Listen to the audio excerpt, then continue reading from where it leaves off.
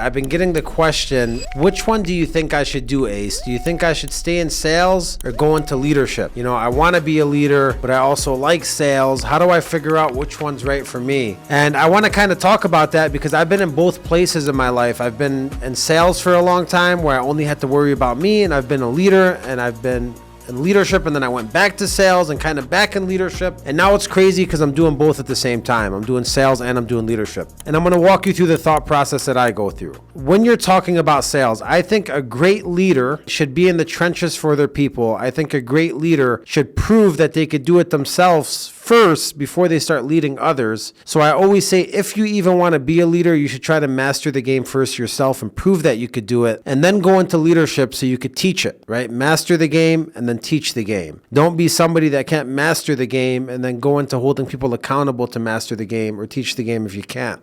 So I think sales is a segue where it starts and you either stay inside of sales or you go into leadership. Now, what goes into the thought process of the two? Well, the perks of being in sales, right? The perks of being a salesperson, the number one perk is you only have to worry about yourself, your clients, your business, your life. You don't have to go to sleep thinking about anybody else or worrying about anybody else. You don't have to wake up thinking about anybody else, worrying about anybody else.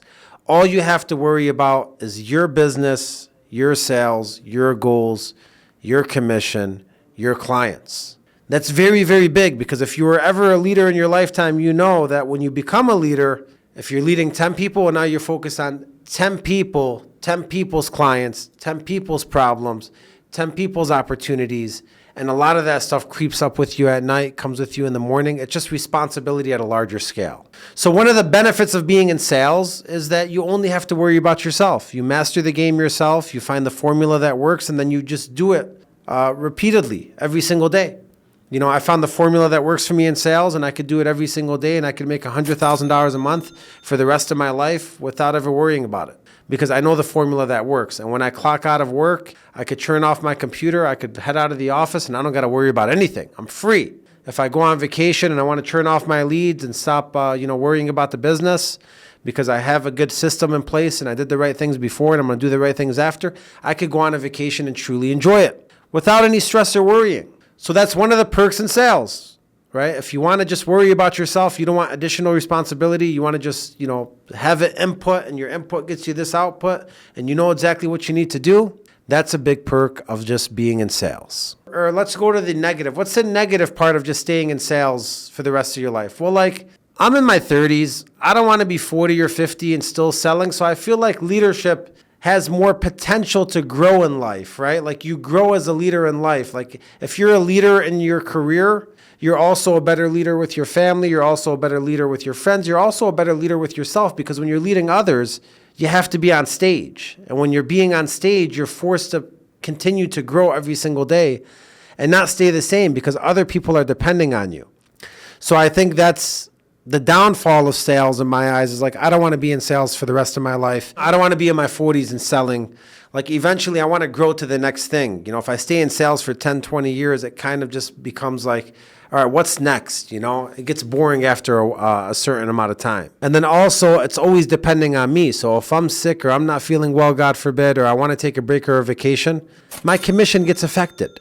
So that's the worst part of sales, is that you have to work. If you're not working, you're not making the money, and there is no growth, and it gets repetitive after a certain amount of time. And the good part about being in sales is you only got to worry about you. There's no other responsibility. And once you find a formula that works, you just keep doing it, and then you know exactly what you can make, and you're happy with that. You could detach very easily. Now, in leadership, I say, if you really want to be a leader, I tell people, do you get more joy from just selling on your own, or do you get more joy from having somebody that couldn't sell and being able to change your life? I'll never forget at Rocket Mortgage when somebody was able to, buy their kids an Xbox for Christmas. That's how long ago I was a leader. It's when Xbox was hot, the original Xbox. They were able to buy their kids an Xbox for Christmas, and he came into the office. He was teary-eyed, and I helped that person do that, and that gave me a certain amount of dopamine and emotion, because I was so happy that I was able to change somebody's life, and because of that, their kid got an Xbox this year and they weren't supposed to get it,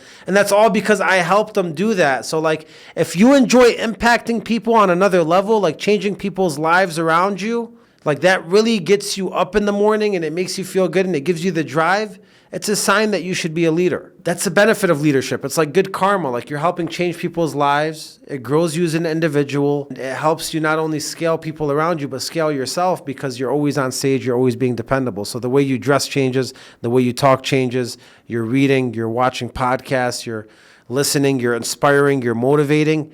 And that transpires to everything in your life. Just like sales, you're a good communicator in sales. Well, you're a good communicator when you're at the mechanic shop talking to somebody about fixing your car. And leadership is the same way. If you're improving yourself every single day for your team, you're improving yourself in all aspects of your life, even outside of your job or your career. So I'd say leadership, the pleasure point of it is you're impacting at a larger level. Good karma comes back to you and you grow as an individual. Also, as a leader, if you go on a vacation or something happens, God forbid, your income doesn't get cut off, right? Because your income is technically based off of your team's production, revenue. You might have a salary in place. So you always have that money coming in. So it's a lot more stable for you. And all you have to focus on is growth for your people, because the better your people do, the better you do. The only negative of leadership is like if you think it's hard to just operate your stress, your emotions, your feelings, try doing that for 5 people, then try doing it for 10 people, try doing it for 20 people. Like I remember one day it was like 2-3 o'clock in the office and I was like, man, all these phone calls. One phone call came, the girl was crying, my boyfriend hit me. Do I call the cops? What do I do? Nothing to do with work, but everything to do with personal. Another phone call came in. Somebody had passed away from somebody's family. Another phone call came in. I don't know if this is for me. Like 6, 7, 8 of those calls. And at the end, I'm like, man, I'm exhausted. I feel like a therapist all day long. And then I get home and I don't even want to talk to my own family because I've been dealing with all this all day long and helping people with their problems. So that could be hard as a leader, that you focus on yourself last and your whole life is spent focusing on others. For me, I don't really mind it because I feel like that's what gives me that mental strength and that extra layer of like, you know what, like I'm a machine. I could operate like this. People are depending on me. My emotions a lot of times come last because of that.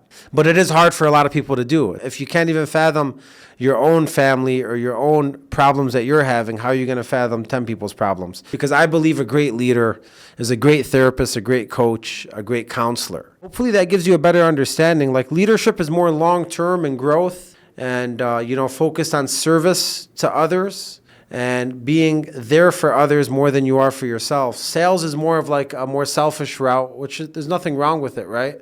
I want to focus on myself. I want to produce. I don't want any attachments. I don't want any additional responsibility. I just want to live my life and do my thing. And those are the 2 paths that I break down sales and leadership with. Are you looking to grow your career and help others grow and eventually grow to a higher position and build something that'll last?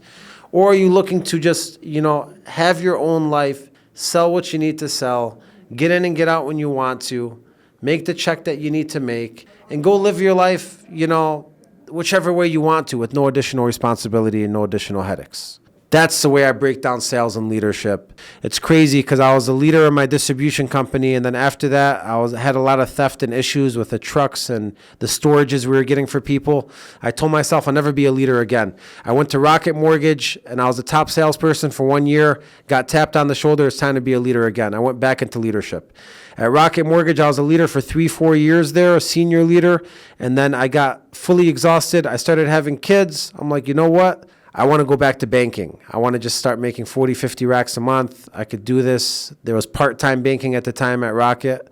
And I left leadership and I went to banking and I was so happy. It was 32 hours a week. I was making good money and I was enjoying my life. Then after another 8, 9, 10 months, I got a call from a company to go do consulting, and then I got back in leadership. And then I'm at my brokerage leading now. So now it's crazy because I went from sales to leadership, back to sales, back to leadership, and now I'm doing sales and leadership at the same time. And that's a little crazy in itself. But hopefully that gives you a good breakdown of the way I look at sales and leadership and which route you should be taking. And I believe you should be good at sales first so you could actually teach salespeople how to do it. You got to be good at it first.